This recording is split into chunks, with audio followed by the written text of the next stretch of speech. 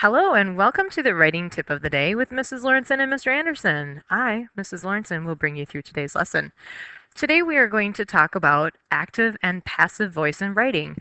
First of all, we'll start by talking about what it is, why it matters, how to rewrite passages so that they use active voice, and also acknowledging that sometimes passive voice is okay, and so when is it okay?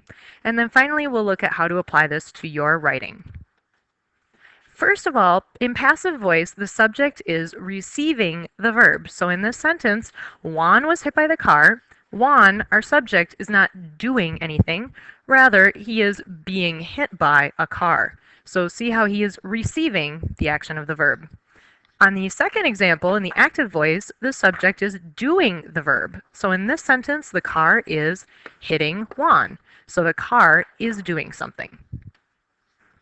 So let's take a look at 3 sentences, and if you'd like to pause the video at this point, please take these 3 sentences and rewrite them so that they are in the active voice. Okay, so now let's look at the answers so that you've had a chance to pause and rewrite them. The first one, the sick animal was cared for by Tina. Let's flip that around and instead say, Tina cared for the sick animal. In the second sentence, the poem was written by my friend. We could rewrite that to say, my friend wrote the poem.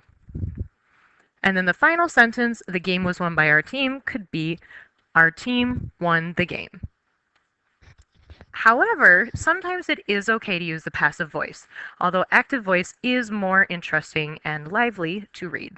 So an example would be our school was remodeled in 2011, or the equation can be solved in 2 different ways.